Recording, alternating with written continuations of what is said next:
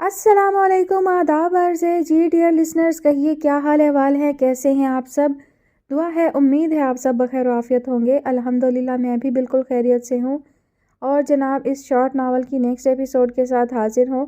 تو جناب اس کی جو تقریباً ایپیسوڈ ہیں وہ ہوں گی کم از کم 5 ایپیسوڈ میں ڈیوائیڈ کیا ہے میں نے اس کو، تو انشاءاللہ یہ جلدی ختم ہو جائے گا 5 ایپیسوڈ میں، کیونکہ ڈریشن جو ہے وہ کم ہے اور زیادہ ڈریشن میں کر نہیں سکتی ہوں، کیونکہ اور بھی ناولز جو ہیں وہ چل رہے ہیں، تو سب کے لیے ٹائم مینیج کرنا پڑتا ہے، اس لیے ایپیسوڈ کا ڈریشن جو ہے وہ کم رہے گا۔ تو آپ سب جو ہے امید ہے اس سب معاملے میں صبر کا مظاہرہ کریں گے، اور انشاءاللہ یہ کہانی 5 ایپیسوڈ میں مکمل ہو جائے گی۔ بڑھتے ہیں ایپیسوڈ کی جانب۔ کہانی کا نام ہے شام ڈھلے، مصنفہ ہے نادیہ احمد، قسط نمبر 2۔ اسوا بس سٹاپ پہ کھڑی اپنے روٹ کی بس کا انتظار کر رہی تھی جب حسب معمول فائق اپنی برانڈ نیو لگژری گاڑی میں وہاں پہنچا اور ڈرائیونگ سائیڈ کا شیشہ اتارے اسوا کو دیکھنے لگا۔ اسوا نے نگاہ اٹھا کر فائق کو دیکھا، مگر صریحا نظر انداز کرتے اپنی نگاہ سڑک پر دوڑتی گاڑیوں کی طرف منتقل کر لی۔ فائق کے ہونٹوں پہ مسکراہٹ ابھری۔ اسوا کے نظر انداز کرنے کے باوجود اس نے گاڑی آگے نہیں بڑھائی تھی، بلکہ بڑے اطمینان سے وہاں یوں کھڑا تھا جیسے اسے کوئی دوسرا کام نہ ہو۔ اسوا نے ایک بار پھر فائق کو دیکھا اور اس بار چہرے پر سختی کا تاثر تھا، جیسے کہہ رہی ہو کہ چلے جاؤ یہاں سے، کیوں تماشا بنوانا چاہتے ہو؟ لیکن دوسری طرف بھی فائق نے ڈھٹائی کی ہر حد عبور کر رکھی تھی۔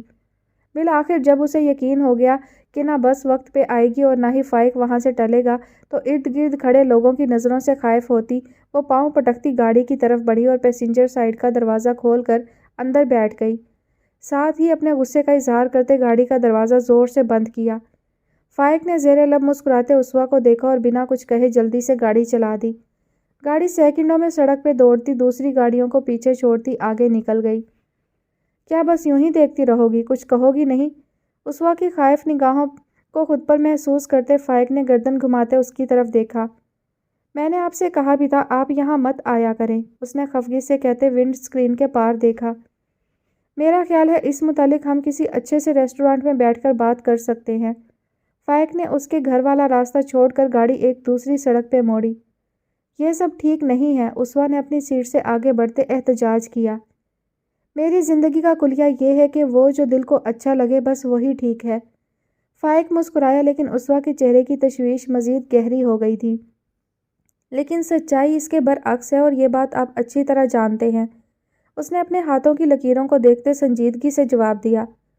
تمہارا مسئلہ کیا ہے اسوا؟ میں یہاں تم سے ملنے آتا ہوں اور تم ہو کہ ہمیشہ ایسی نا امیدی کی باتیں کر کے مجھے خود سے دور کرنا چاہتی ہو۔ کیا تم مجھ سے محبت نہیں کرتی؟ فائق کا موڈ آف ہوا تھا۔ یہی تو کہہ رہی ہوں کہ مت آیا کرے مجھ سے ملنے، جس تعلق کا کوئی انجام نہیں اسے ختم کر دینے میں ہی بہتری ہے۔ اس نے دو ٹوک اسے منع کرتے نظریں چرائیں۔ میری محبت ٹائم پاس نہیں، تم جانتی ہو میں تم سے شادی کرنا چاہتا ہوں اور اس سلسلے میں اپنے گھر والوں سے بات بھی کر چکا ہوں۔ اسوا کو فائق کی محبت پہ شبہ تھا، نہ ہی اس کی وفا پہ شک۔ وہ اگر خوفزدہ تھی تو اپنی قسمت سے، اپنے اور اس کے درمیان حائل سٹیٹس کے اس فرق سے جسے فائق نظر انداز کر رہا تھا، لیکن اسوا کیوں کر فراموش کر سکتی تھی؟ تو پھر کیا کہا انہوں نے؟ اس نے سوالیہ نگاہوں سے فائق کو دیکھا۔ وہ خاموش رہا۔ یہی کہ اپنے ایک معمولی سے آفس کلرک کی بیٹی کو اپنے گھر کی بہو کبھی نہیں بنائیں گے۔ اسوا نے استہزائیہ کہتے فائق کو دیکھا۔ میں اپنے معاملات میں انڈیپینڈنٹ ہوں اسوا، اور مجھے تم سے شادی کے لیے ان کی اجازت کی ضرورت نہیں ہے۔ اسوا اس حقیقت سے واقف تھی، وہ جانتی تھی کہ فائق مالی طور پر مستحکم ہے، اس پہ کوئی ذمہ داری نہیں اور نہ ہی اس پہ کوئی دباؤ ڈال سکتا ہے، لیکن دباؤ اس کے والد پہ ڈالا جا رہا تھا۔ فائق نہیں جانتا تھا، لیکن اس کے اپنے گھر والوں سے اسوا سے شادی کی بات کے بعد انہوں نے اپنا سارا رد عمل اسوا کے والد کے سامنے ظاہر کیا تھا۔ بات جس طرح بگاڑ کر اس کے باپ تک پہنچی تھی، یہ اسوا کے لیے شرمندگی کا باعث تھی۔ لیکن میں آپ سے ایسا رشتہ جوڑنے کے حق میں نہیں ہوں جس سے آپ کے خونی رشتوں میں دراڑ آ جائے۔ اپنے والد کی تربیت کو گالی نہیں بننے دوں گی میں، اس لیے یہی اچھا ہے کہ ہم الگ ہو جائیں۔ وہ تو کل سے اپنے والد کے سامنے نگاہ اٹھانے کی ہمت نہیں کر پائی تھی۔ اگر شروع سے فائق کی حقیقت جانتی تو کبھی اس سے تعلق بڑھانے کی غلطی نہ کرتی، مگر اب جو ہو چکا تھا اسے روکنے کی کوشش تو کی جا سکتی تھی۔ اور بابا بھی اس بات سے زیادہ خوش نہیں ہیں، اس نے دھیمے لہجے میں کہا۔ تو یہ سب تم سے جمال انکل نے کہا ہے، اور ان سے کس نے کہا ہوگا وہ میں اچھی طرح جانتا ہوں۔ فائق لب بھینچے بولا۔ اسے بس ایک پل لگا تھا ساری بات سمجھنے میں۔ اسوا کی مزاحمت کبھی اتنی شدید نہیں تھی جتنی ان چند دنوں میں ہو گئی تھی۔ وہ فائق سے ہر تعلق ختم کرنا چاہتی تھی، حالانکہ خود بھی اسے بے تحاشا محبت کرتی تھی۔ فائق جس نے بھی کہا ہے ایسا کچھ غلط تو نہیں کہا نا؟ اب بھلا کون چاہے گا مخمل میں ٹاٹ کا پیوند لگے؟ اپنے دفتر میں کام کرنے والے 10,000 روپے ماہوار کے ملازم کی بیٹی کو بہو بنا کر اپنی جگہ ہسائی کروائے۔ سچائی کو جتنی جلدی قبول کر لیا جائے اتنا ہی ہر مرحلہ آسان ہو جاتا ہے۔ وہ بھی اس حقیقت کو سوچ کر مطمئن ہو گئی تھی۔ ہاں تو غلط ہے، تعلق دل سے بنتے ہیں، پیسوں سے نہیں، اور حسب نسب میں تولنے والوں کی خواہش پہ اپنی زندگی کی سب سے بڑی خوشی کو نہیں چھوڑ سکتا میں۔ اور تمہیں اگر لگتا ہے اپنی ان باتوں سے میری ہمت توڑ دو گی تو تم غلط ہو اسوا۔ میں نے تم سے بے لوث محبت کی ہے اور اسے مرتے دم تک نبھاؤں گا۔ پھر بھلے تم کتنا ہی مجھے خود سے دور کرنے کی کوشش کر لو، میں تمہیں نہیں چھوڑ سکتا۔ وہ کسی صورت پیچھے ہٹنے کو راضی نہ تھا۔ اسوا نے ایک نظر اس کے پر یقین چہرے کو دیکھا جہاں اس کے ارادوں کی پختگی چیخ چیخ کر اسے باور کرا رہی تھی کہ وہ محبت کی منزل پا لینے والوں میں سے ہے اور ہار اس کی سرشت میں شامل نہیں۔ ایک گہرا سانس لیتے اسوا نے سر سیٹ کے ہیڈ ریسٹ پہ ٹکایا اور آنکھیں بند کر لی۔ اس کا ذہن پچھلے کئی دن سے سوچ سوچ کر بالکل معاف ہو چکا تھا۔ فائق کی ضد نے اس کے ارادوں کو اور بھی کمزور کر دیا تھا۔ اپنے کمرے کی الماری کھولے وہ ایک ٹک ان تمام چیزوں کو دیکھ رہی تھیں جو پچھلے کئی سالوں میں آج ہی کے دن انہوں نے یہاں اس الماری میں لا کر رکھی تھی۔ اتنے برسوں سے وہ یہ سب چیزیں کسی امانت کی طرح سنبھال رہی تھی، اس بات سے باخبر کہ وہ کبھی یہ سب اسے نہیں دے پائیں گی۔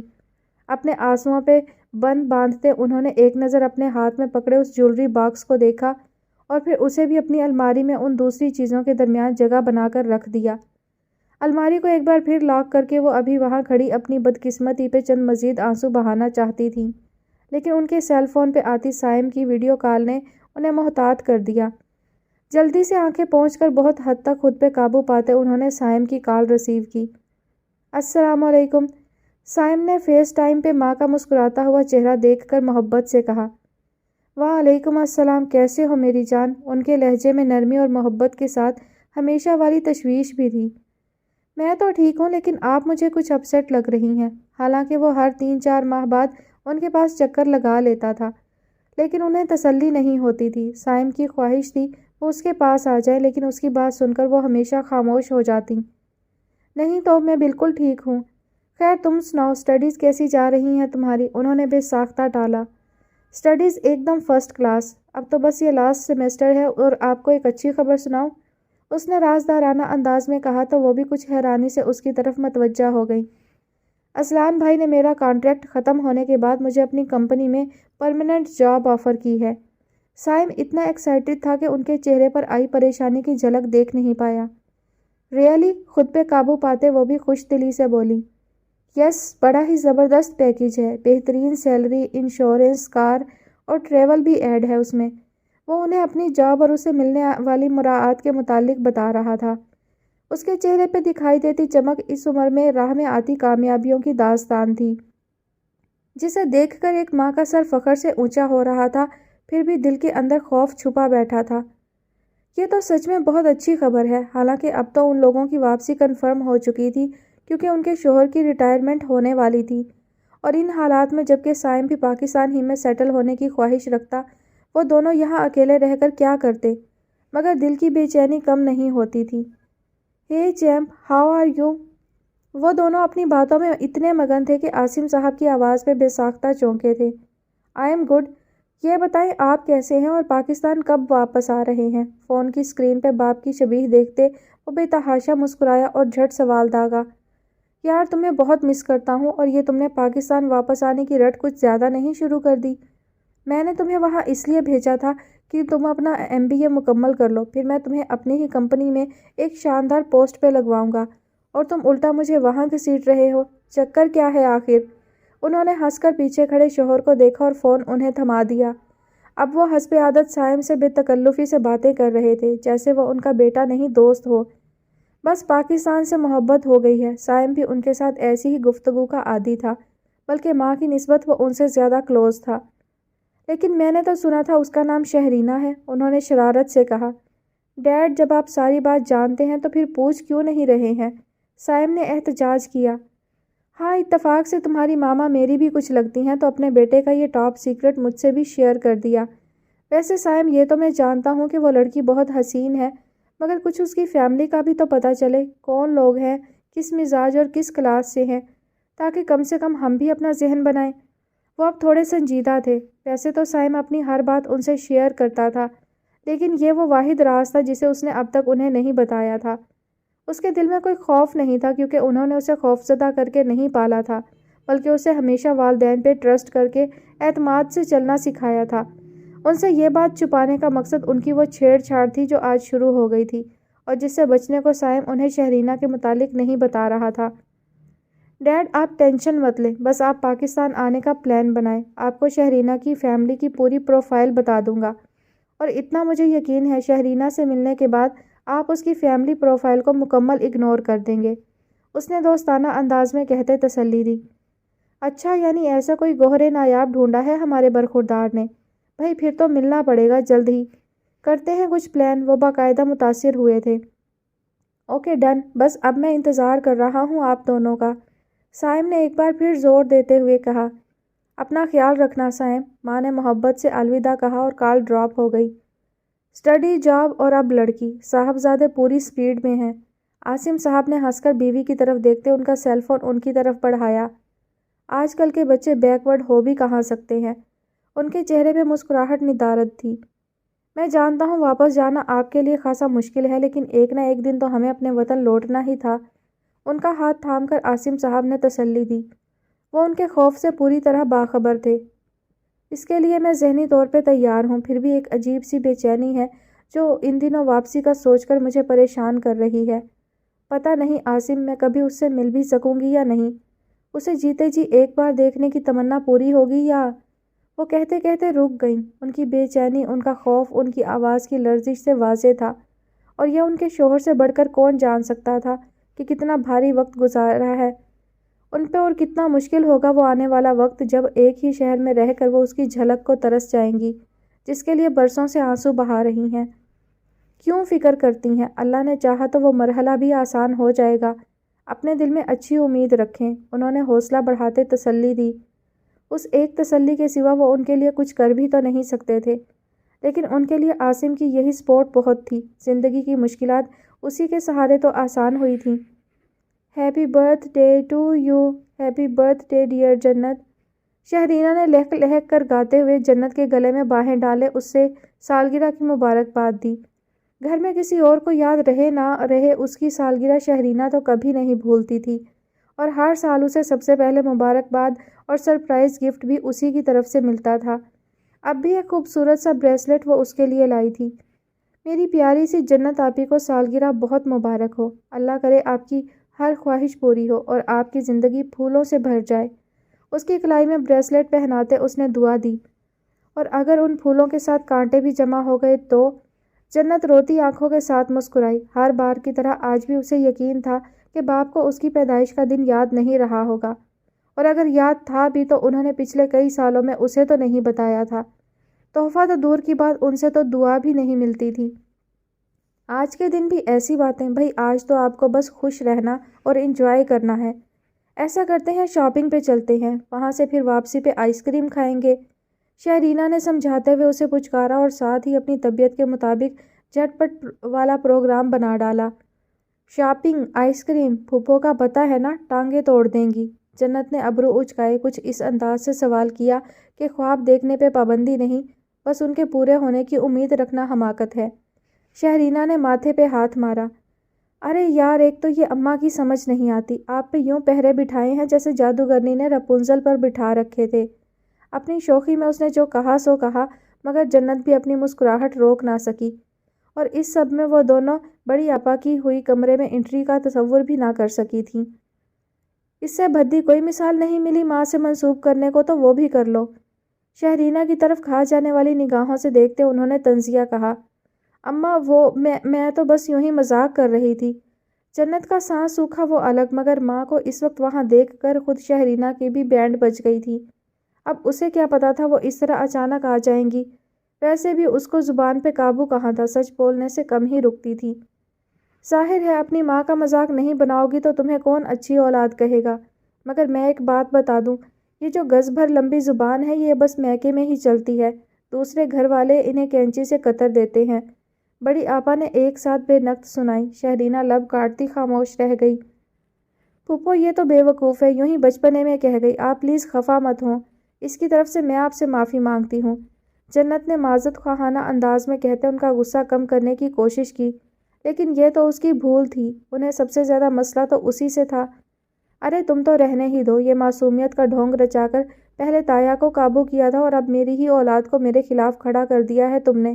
اس طرح بیچاری بن رہی ہو جیسے تم پہ ظلم کے پہاڑ توڑ دیے ہوں، حالانکہ دیکھا جائے تو اپنی اولاد سے بڑھ کر تمہارا خیال رکھا ہے، جو اگر کبھی کوئی سخت بات کہہ بھی دی تو تمہاری اچھی تربیت کے لیے۔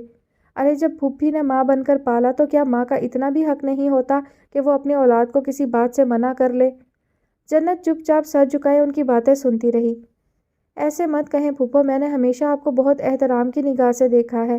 ماں کیا ہوتی ہے یہ تو میں نہیں جانتی، لیکن جب سے ہوش سنبھالا آپ ہی کو ماں سمجھا ہے۔ میں کبھی آپ کی کسی بات کا برا نہیں مناتی، کیونکہ مجھے پتا ہے آپ جو بھی کہتی ہیں اس میں بہتری ہی ہوتی ہے۔ جنت کی آنکھوں سے بے اختیار آنسو رواں ہو گئے تھے۔ شہرینہ کو دلی صدمہ پہنچا کہ آج کے دن بھی اس کی وجہ سے جنت کو خوامخواہ اس کی ماں کی باتیں سننی پڑیں۔ اچھا اب یہ آنسو کیوں نکل آئے؟ سالگرہ کے دن رو کر دکھاؤ گی تو سب مجھے ہی برا بھلا کہیں گے کہ پھوپھی نے جنت کا دل دکھا دیا۔ بڑی آپا نے بھتیجی کو اس طرح روتے دیکھا تو یکدم ٹوکا، لو بھلا ان سب باتوں میں جس کام سے یہاں آئی تھی وہ تو بھول ہی گئی۔ اچانک ماتھے پہ ہاتھ مارتے بولی اور اپنے ہاتھ میں پکڑا ایک لفافہ اس کی طرف بڑھایا۔ یہ تمہارے تایا ابا جانے سے پہلے مجھے دے گئے تھے کہ جنت سے کہنا اپنی سالگرہ پہ اپنی مرضی کی شاپنگ کر لے۔ میں نے کہا بھائی یوں تو اس کی الماریاں بھری پڑی ہیں ایک سے ایک شاندار اور مہنگے کپڑوں سے، لیکن تم تو جانتی ہو وہ سنتے ہی کہاں ہیں کسی کی۔ یہ لو اب جو دل میں آئے جا کر خرید لو۔ انداز لٹ مارتا ہی تھا اور ہمیشہ کی طرح ان کے لفظوں میں طنز کی بارش تھی، لیکن جنت کو شدید حیرانی ہوئی تھی۔ وہ خود اسے اجازت دے رہی تھی کیونکہ یہ ان کی مجبوری تھی۔ شکریہ پھوپھو۔ جنت کا دل اس لیے بھی آج بھرا ہوا تھا کہ اس بار تایا ابو کچھ دن بعد ہی حیدرآباد واپس لوٹ گئے تھے۔ بچپن میں ایک وہی جنت کی سالگرہ کا اہتمام کرواتے تھے، پھر آہستہ آہستہ اپنی زندگی کے جھمیلوں میں الجھ کر یاد رہ جاتا تو کچھ دے دیتے ورنہ اکثر بھول ہی جاتے، لیکن اس بار تو انہوں نے حد ہی کر دی۔ جاتے جاتے بہن کو اچھے خاصے پیسے پکڑا دیے اس تاکید کے ساتھ کہ جنت کو اس کی سالگرہ کے دن ہی دینا۔ جگ جگ جیو، خوش رہو۔ پھوپھو نے سپاٹ انداز میں دعا دی اور کمرے سے باہر نکل گئیں۔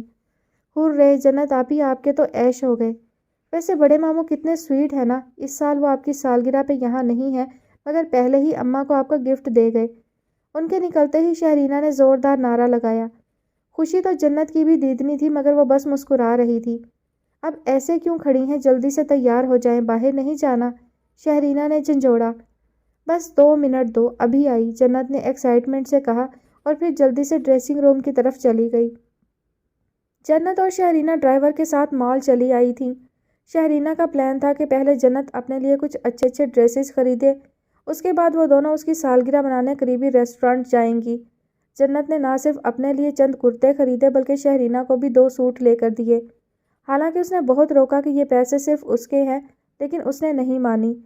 اپنی طرف سے اسے کچھ تحفہ دینے کا یہ اس کے پاس بھی سنہری موقع تھا۔ اب اس کے پاس ہمیشہ تو اتنے پیسے ہوتے نہیں تھے، باپ سے تو جیب خرچ ملتا نہیں تھا، جو ضرورت ہوتی بڑی آپا سے کہہ دیا جاتا اور وہ 10 باتیں سنا کر ہی اسے خرید کر دیتی۔ ایسے میں جب تایا سے پیسے ملتے جنت کے عیش ہو جاتے۔ اب بھی جتنے انہوں نے دیے تھے اتنی لمبی چوڑی شاپنگ کے بعد بھی اچھے خاصے بچ گئے تھے۔ کون کہہ سکتا تھا وہ ایک لمبی چوڑی جائیداد کی اکلوتی وارث ہے۔ وہ دونوں اس ڈیزائنر شاپ سے نکل کر ہاتھوں میں بہت سے شاپنگ بیگ تھامے تیز قدموں سے چلتی پارکنگ کی طرف جا رہی تھیں جب سامنے سے آتے اذلان کو دیکھ کر شہرینہ ہی نہیں جنت بھی چونک کر رک گئی۔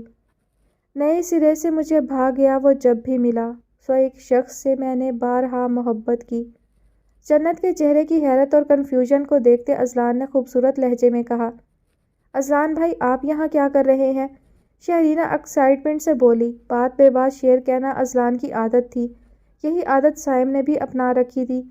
شہرینہ اور عالیہ ان کے شعروں پہ کم ہی توجہ دیتی تھیں، کجا ان کے معنی ڈھونڈتیں، لیکن جنت کو اس کی خود پہ اٹھی نظروں کے ساتھ اس کے انتخاب نے بھی چونکایا تھا۔ یہ کوئی ہائی سیکیورٹی زون ہے اور نہ ہی میں دشمن ملک کا ایجنٹ، بھائی وہی کر رہا ہوں جو یہاں باقی سب کر رہے ہیں، یعنی کہ شاپنگ۔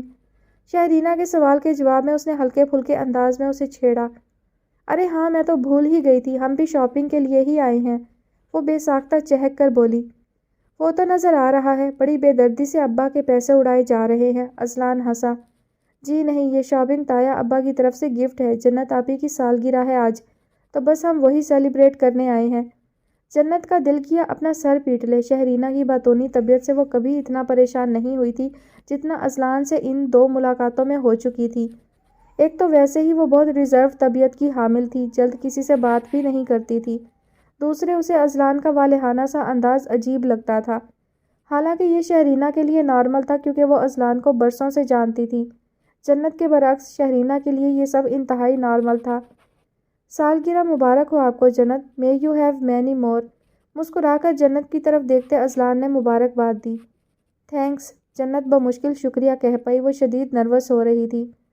بائی دا وے، آپ ہمیشہ اتنی خاموش اور سہمی ہوئی رہتی ہیں یا یہ اتفاق بس میرے حصے میں ہی آیا ہے؟ اذلان اب اس سے ڈائریکٹ مخاطب تھا۔ جی وہ، جنت جھینپ سی گئی۔ جنت آپی بہت کم بولتی ہیں، شہرینہ نے بہن کا دفاع کرتے بتایا۔ ہاں، یہ نان سٹاپ بولنے میں پی ایچ ڈی تو بس تم نے کر رکھی ہے، اذلان نے شرارت سے کہا اور شہرینہ کا منہ بن گیا۔ اذلان بھائی، اور وہ ہنسی ہوئی تو اذلان کی ہنسی نکل گئی۔ اوکے سوری، اس نے دائیں ہاتھ سے کان پکڑتے معذرت کی۔ ویسے آپ کے ہاں سالگرہ پہ کیک کھلانے کا رواج نہیں ہے؟ اس بار بھی اس کا سوال جنت سے ہی تھا، حالانکہ وہ اب اس کی طرف دیکھ بھی نہیں رہی تھی، لیکن اذلان اسے بولنے پہ اکسانا چاہتا تھا۔ کیک ہوگا تو کھلائیں گے نا، بڑے ماموں آؤٹ آف سٹی گئے ہیں اور ہر سال وہی جنت آپی کی برتھ ڈے کا سارا ارینجمنٹ کرتے ہیں، اب اس بار وہ ہے نہیں تو بس کوئی سیلیبریشن ہی نہیں ہوئی، جنت کی بجائے شہرینہ ہی بولی۔ شہرینہ، میرا خیال ہے اب ہم چلتے ہیں، پہلے ہی کافی دیر ہو گئی ہے، شہرینہ کا ہاتھ پکڑتے جنت نے التجائیہ کہا۔ اذلان کچھ کہتا کہتا رک گیا۔ ہاں بس نکلتے ہیں۔ اوکے اذلان بھائی، اور اپنی اس فضول بہن کو میرا میسج دیجیے گا کہ اگر اس کے سیر سپاٹے ختم ہو گئے ہوں تو مجھے کال بیک کر لے۔ جنت کا ہاتھ پکڑے چلتے چلتے شہرینہ نے نان سٹاپ کہا۔ اوکے بابا، اس کی کال آئی تو کہہ دوں گا، اذلان نے مسکرا کر تسلی دی۔ اسے جنت کا سنجیدگی سے خود کو اگنور کرنا محظوظ کر رہا تھا۔ چند منٹوں تک وہ وہیں کھڑا بے مقصد ان دونوں کو آگے جاتا دیکھتا رہا اور سر جھٹک کر دوسری سمت چلا گیا۔ حد ہوتی ہے شہرینہ، کیا تم بنا سوچے سمجھے سب کے سامنے داستان سنانا شروع کر دیتی ہو؟ جنت نے تھوڑا آگے جا کر شہرینہ کو لتاڑا۔ سب کون جنت آپی؟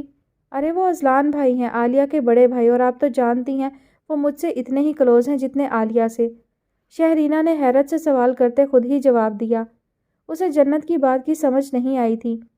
تم سے ہیں، مجھ سے تو نہیں، کیا ضرورت تھی ان کے سامنے مجھے اتنا ڈسکس کرنے کی؟ جنت نے منہ بناتے دھیمی آواز میں کہا۔ خود کو تکتی اذلان کی گہری نگاہیں اسے اب تک پریشان کر رہی تھیں، دل میں عجیب سا خوف پیدا کر رہی تھی، کچھ غلط ہونے کا احساس تھا جو بار بار اذلان سے ٹکرانے پہ اس کے ذہن میں خدشات ابھار رہا تھا۔ وہ گھر پہنچا تو عدالت ایک بار پھر سجی تھی، وہی معاملہ پھر سے اٹھایا گیا جس پہ وہ پہلے ہی اپنا دو ٹوک فیصلہ سنا چکا تھا، لیکن یہ بات اس کے گھر والوں کی سمجھ میں نہیں آ رہی تھی۔ وہ مسلسل اس کی شادی اپنی مرضی سے کرنے پہ دباؤ ڈال رہے تھے، اور اس میں سب سے آگے رفت تھیں جو کسی بھی صورت فائق کو، ایک معمولی دفتر میں کام کرنے والے ملازم کی بیٹی کو، اپنی بیوی بنا کر اس گھر میں لانے کی اجازت دینے کے حق میں نہیں تھیں۔ لیکن یہاں اجازت چاہیے بھی کسے تھی؟ میں آپ کو پہلے بھی کہہ چکا ہوں، ایک بار پھر بتا رہا ہوں، میں شادی کروں گا تو صرف اسوا سے، اور اس سلسلے میں آپ لوگ مجھ پہ کوئی پریشر نہیں ڈال سکتے۔ اس نے ہاتھ اٹھاتے بات ختم کی اور صوفہ سے اٹھ کر جانے لگا۔ وہ یوں بھی ان کی آئے دن کی جذباتی بلیک میلنگ سے عاجز آ چکا تھا۔ اور وہ جو ہم نے شاکر علی کی بیٹی سے تمہارے رشتے کی بات کر لی، اس کا کیا؟ رفت نے غصے سے پوچھا۔ آپ نے وہ سب مجھ سے پوچھ کر نہیں کیا تھا آپا، میں ہمیشہ سے اسوا کو پسند کرتا تھا اور شادی بھی صرف اسی سے کروں گا، یہ بات میں آپ کو شروع دن سے واضح کر چکا ہوں۔ فائق کے جواب نے رفت کو جتنا سلگایا، سامنے خاموش بیٹھے شجاع کو بھی تشویش میں مبتلا کیا تھا۔ سن رہے ہیں آپ اس کی باتیں؟ یہ سب آپ کی دی ہوئی ڈھیل کا نتیجہ ہے جو یہ ہماری 2 ٹکے کی اوقات نہیں سمجھتا۔ اب بھی کیا آپ خاموش رہیں گے؟ کچھ نہیں کہیں گے؟ وہ شاکر علی، فائق کمرے سے پیر پٹکتا نکل گیا جب رفت نے خاموش اور سنجیدہ بیٹھے شجاع سے شکوہ کرتے انہیں بھی اس مسئلے میں انوالو کیا۔ خدا کے لیے خاموش ہو جاؤ رفت، میں اسے بھی دیکھ رہا ہوں اور تمہاری بھی سن رہا ہوں۔ ان کا لہجہ سخت تھا تو چہرے کا تاثر پتھریلا۔ ٹھیک ہے، میں ہو گئی خاموش، اور اب آپ شاکر علی کو جواب خود دیجیے گا، اور ہاں، وہ جو اس کے ساتھ کاروبار میں شراکت داری کا منصوبہ بنا رہے ہیں اس پہ تو فاتحہ ہی پڑھ لیں۔ رفعت نے ایک بار پھر نئے سرے سے اس ایشو کو ہوا دی۔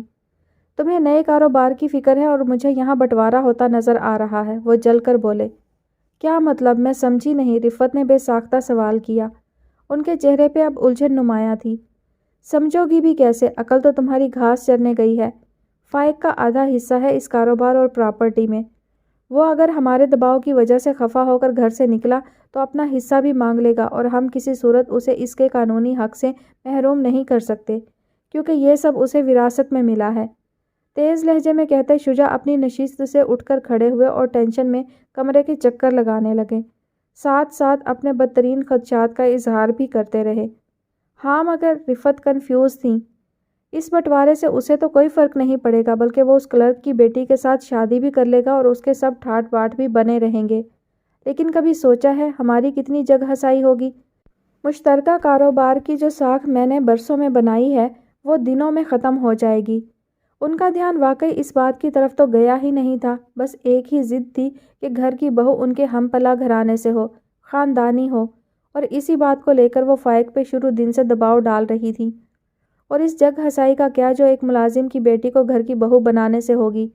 جب سے ان کے علم میں یہ بات آئی تھی کہ اس وقت شجاع کے آفس میں کام کرنے والے ایک کلرک کی بیٹی ہے تو ان کی تو راتوں کی نیند اڑ گئی تھی۔ بس ایک ہی تمنا تھی، کچھ بھی ہو، کوئی جادو منتر ہی ہو جائے اور فائق کی شادی شاکر علی کی بیٹی سے کر دی جائے۔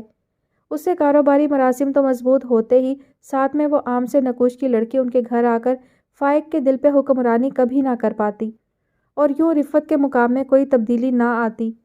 وہ ہمیشہ گھر میں کل اختیارات کی مالک رہتی۔ اس کا انتظام کر رہا ہوں، اس سلسلے میں پہلے بھی اس کے باپ سے بات کر چکا ہوں، ایک بار پھر کروں گا۔ اس وقت یہی بہتر ہے کہ وہ لڑکی خود فائق کی زندگی سے دور چلی جائے، اس طرح سانپ بھی مر جائے گا اور لاٹھی بھی نہیں ٹوٹے گی، شجاع نے دھیمی آواز میں سمجھایا۔ مگر جو بھی کرنا ہے خدا را جلدی کرے، مجھے فائق کے تیور ٹھیک نہیں لگتے، کہیں ایسا نہ ہو پانی سر سے اوپر چلا جائے، پھر تو ہم سب بس ہاتھ ہی ملتے رہ جائیں گے، رفعت نے التجائیہ کہا۔ وہ خاموش رہے۔ تشویش اس وقت ان دونوں کے ہی چہروں سے صاف ظاہر تھی۔ وہ اپنے کمرے میں کھڑی اپنی آج کی شاپنگ دیکھ کر خوش ہو رہی تھی، ساتھ ساتھ ان کپڑوں کو اپنی الماری میں ہینگر میں لٹکا رہی تھی۔ اس دوران اس نے اپنے چند پرانے سوٹ بھی نکالے تاکہ گھریلو ملازمہ کو دے دے۔ کمرے کے دروازے پہ ہلکی سی دستک ہوئی اور جنت سے اجازت پا کر شاداب اس کے کمرے میں داخل ہوا۔ جنت نے حیرانی سے دیکھا اور اس سے پہلے کہ وہ کوئی سوال کرتی، شاداب سنجیدگی سے کہتا آگے بڑھا اور اپنے ہاتھ میں پکڑا گفٹ اس کی طرف بڑھایا۔ ہیپی برتھ ڈے جنت، یہ تمہارے لیے۔ جنت نے ہچکچاتے ہوئے وہ باکس پکڑا۔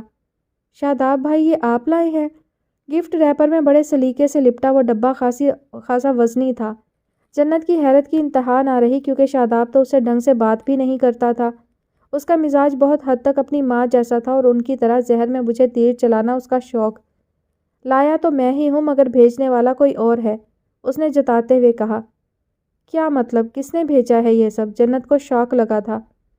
نو آئیڈیا، مجھے تو کوریئر والا دے کر گیا ہے یہ ساری چیزیں، بھیجنے والے نے اپنا نام نہیں لکھا۔ ہاں مگر یہ کارڈ ہے تمہارے لیے، شاداب نے طنز سے کہتے اب ہاتھ میں پکڑا ایک کارڈ اسے دکھایا۔ شاید وہ اس باکس کے اوپر لگا تھا جسے شاداب نے ہی اتارا تھا۔ کون ہو سکتا ہے یہ؟ جنت نے گھبرا کر وہ گفٹ باکس ایک طرف رکھتے کارڈ پکڑا اور اس میں لکھی تحریر کو پہچاننے لگی مگر ناکام ٹھہری۔ اب اتنی انجان مت بنو جنت بی بی، تمہیں تو یقیناً معلوم ہوگا کہ تمہیں سالگرہ پہ یہ کیک اور گفٹ کس نے بھجوایا ہے۔ شاداب کو تو موقع مل گیا تھا بات کا بتنگڑ بنانے کا، پھر بھلا وہ کس طرح ہاتھ سے جانے دیتا۔ میرا یقین کریں شاداب بھائی، میں بالکل نہیں جانتی، میری تو کوئی دوست بھی نہیں۔ تو پھر؟ جنت تقریباً رونے والی ہو گئی تھی، اس کی تو سمجھ میں نہیں آ رہا تھا کون اسے آج کے دن یہ سب بھیج سکتا ہے اور کس لیے۔ وہ تو کسی کو جانتی تک نہیں تھی، لیکن شاداب پہ اس کے رونے دھونے کا کوئی اثر نہیں ہوا تھا۔ یہ چیزیں میں نے بھجوائی تھی جنت آپی کو۔ اس سے پہلے کہ وہ جنت کو مزید کوئی سخت بات کہتا، جنت کے کمرے میں شہرینہ داخل ہوئی اور بھائی کی طرف دیکھتے پر یقین لہجے میں کہا، شہرینہ تم نے؟ شاداب چونکا سو چونکا، خود جنت کو شوق لگا تھا۔ کوریئر سے بھجوانے کی کیا ضرورت تھی؟ ایک ہی گھر ہے، اسے خود دے سکتی تھی۔ شاداب کو حیرت ہوئی تھی۔ میں بس آپ ہی کو سرپرائز دینا چاہتی تھی اور تھوڑا سا تنگ بھی کرنے کا پلان تھا، لیکن آپ نے تو میرا سارا پلان ہی خراب کر دیا انکوائری آفیسر بن کے، شہرینہ نے طنزیہ کہا۔ وہ اتنے پکے انداز میں جھوٹ بول رہی تھی کہ جنت جیسی سادہ لوح تو دور کی بات، شاداب جیسا گھاگ آدمی بھی اس پہ شک نہیں کر سکا تھا۔ تم اور تمہارے سٹوپڈ پلان۔ بہرحال شاداب کو اپنی ناکامی پہ مایوسی ہوئی۔ وہ بہن کی طرف دیکھتا جل کر کہتا پیر پٹکتا کمرے سے نکل گیا۔ اب اتنا شاندار موقع تھا تماشا لگانے کا جو ہاتھ سے نکل چکا تھا۔ اس کا غصہ کرنا جائز تھا۔ یہ کیا مذاق ہے شہرینہ، تم نے تو سچ میں میری جان ہی نکال دی تھی، شاداب کے نکلتے ہی جنت نے شہرینہ سے تیز لہجے میں کہا۔ اس جان کو اس وقت کے لیے بچا کر رکھے جب یہ سب بھیجنے والے کا پتہ چل جائے، شہرینہ نے نارمل انداز میں کہتے اس کے ہاتھ سے کارڈ چھینا اور جلدی جلدی پڑھنے لگی۔ کیا مطلب یہ سب تم نے؟ جنت نے پریشانی سے پوچھا۔ شہرینہ اب بیڈ پہ بیٹھی اس گفٹ باکس کی پیکنگ کھول رہی تھی جس میں کیک کے ساتھ ایک خوبصورت جولری باکس بھی تھا۔ وہ تو میں شاداب بھائی کو جان سے اتارنے کے لیے جھوٹ بولا، ورنہ وہ ابھی اماں کو جا کر سب بتا دیتے اور انہوں نے کوہرام مچا دینا تھا۔ شہرینہ نے دروازے سے ہی شاداب کو وہ کوریئر لیتے دیکھ لیا تھا۔ اسے تجسس ہوا اور پھر جب شاداب وہ چیزیں اٹھائے جنت کے کمرے کی طرف بڑھا تو شہرینہ پیچھے اسی ٹوہ میں چلی آئی۔ جو کچھ شاداب اور جنت کے درمیان بات چیت ہوئی وہ سب اس نے سن لی تھی، اسی لیے موقع پہ جھوٹ بول کر جنت کا دفاع کیا، ورنہ تو اب تک یہ بات شاداب کی بدولت ہنگامہ کھڑا کر چکی ہوتی۔ تو پھر یہ سارا سامان، یہ کیک، کون ہو سکتا ہے جس نے میرے نام سے یہ کوریئر بھیجا ہے؟ بات اتنی معمولی تھی بھی نہیں کہ اسے نظر انداز کیا جا سکتا۔ جنت کا ذہن بری طرح الجھا ہوا تھا۔ کوئی تو ہوگا، مگر جو بھی ہے چوائس اس کی کمال ہے، شہرینہ نے جولری باکس کا جائزہ لیتے تعریف کی۔ جنت نے ایک نگاہ اس اینٹیک سٹائل جولری باکس کو دیکھا جس کی قیمت کم سے کم بھی ہزاروں میں تھی۔ اس کا دل بیٹھنے لگا تھا، بھلا کون ہو سکتا تھا جو اسے ایسی قیمتی چیز سالگرہ کے تحفے میں بھیج رہا تھا، وہ بھی اپنا نام چھپائے۔ ذرا غور سے دیکھیں، شاید کوئی کلو ہو اندر۔ شہرینہ نے جولری باکس اس کی طرف بڑھایا۔ جنت نے ہچکچاتے ہوئے پکڑا۔ جولری باکس لاک تھا اور اسے کھولنے کے لیے کوڈ لگانا پڑتا تھا۔ اس نے سوچتے ہوئے اندازے سے 999 پہ سیٹ کیا۔ باکس کا کور کھل گیا جس کے ساتھ ہی جنت کا منہ حیرت سے کھلا رہ گیا۔ جولری باکس کے ڈھکن پہ ایک شیشہ لگا تھا جو کھلتے ہی جنت کی نگاہوں کے سامنے تھا، لیکن جس چیز نے اسے حیرت زدہ کیا تھا وہ اس آئینے میں نظر آتے جنت کے عکس پہ ابھرتے وہ الفاظ تھے جو مارکر سے شیشے کی سطح پہ لکھے ہوئے تھے۔ جنت کی صورت پہ لکھی پریشانی اور حیرانی کو ٹٹولتے شہرینہ نے اس کے ہاتھ سے باکس پکڑا۔ صرف تم سے مجھے محبت ہے، صرف تم سے میری حقیقت ہے، کتنی باتیں میں کہہ نہیں سکتا، دور تم سے میں رہ نہیں سکتا۔ ارے واہ، شعروں کا ذوق تو اس کا بالکل اذلان بھائی جیسا ہے، وہ بھی۔ بآواز بلند وہ کتاب پڑھ کر اس نے جنت کی طرف دیکھتے سرسری انداز میں کہا، مگر جنت کے چہرے کا رنگ بدلا تھا۔ جنت آپی، اذلان بھائی، شہرینہ کو بھی جیسے کرنٹ لگا تھا۔ ابھی تھوڑی دیر پہلے میں نے انہیں آپ کی سالگرہ اور کیک کا بتایا اور اب یہ کیک۔ وہ اب سارے قیافے ملاتی نتیجے پہ پہنچ گئی تھی۔ آپی، میرا دل کہتا ہے یہ اذلان بھائی ہی ہیں، بچوں کی سی ایکسائٹمنٹ سے کہتی وہ جنت کی ابتر ہوتی حالت کو نظر انداز کر رہی تھی۔ لیکن وہ کیوں میرے ساتھ ایسا مذاق کر رہے ہیں؟ شہرینہ کا صرف خیال تھا، لیکن جنت کو جیسے پورا یقین تھا کہ یہ حرکت اذلان کی ہی ہو سکتی ہے، کیونکہ جنت کی لگی بندھی زندگی میں ایسا کوئی نہیں تھا۔ واٹ؟ آپی، آپ کو یہ سب مذاق نظر آتا ہے؟ It's so romantic. شہرینہ کو دھچکا لگا۔ شہرینہ، یہ حرکت میرے لیے کتنا بڑا مسئلہ کھڑا کر سکتی ہے اس کا اندازہ نہیں ہے کیا تمہیں؟ وہ اپنی جگہ ٹھیک تھی، واقعی یہ بات اتنی معمولی نہیں تھی۔ ریلیکس، اگر یہ اذلان بھائی ہی ہیں تو پھر آپ کے لیے ہرگز کوئی مسئلہ نہیں ہو سکتا، کیونکہ وہ ایک نہایت شریف، سمجھدار اور بہت ہی ڈیسنٹ انسان ہے۔ ٹرسٹ می، اگر ان کے لیے آپ کا پرپوزل آیا تو چھوٹے ماموں 1 منٹ سے پہلے ہاں کر دیں گے۔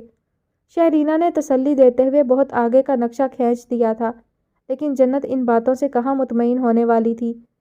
اس کا ذہن اب تک اسی خوف کے زیر اثر تھا کہ اگر خدا نہ خواستہ یہ بات کھل گئی تو اس کی زندگی جہنم بن جائے گی۔ شہرینہ نے بڑی کوشش کی کہ جنت کیک کاٹے، لیکن اس نے صاف انکار کر دیا۔ وہ تو تمام چیزیں ملازمہ کو دینے کا سوچ رہی تھی، لیکن شہرینہ نے روک دیا اور جولری باکس اس کی الماری میں زبردستی رکھوا دیا، لیکن جنت کا اسے کبھی استعمال کرنے کا کوئی ارادہ نہیں تھا۔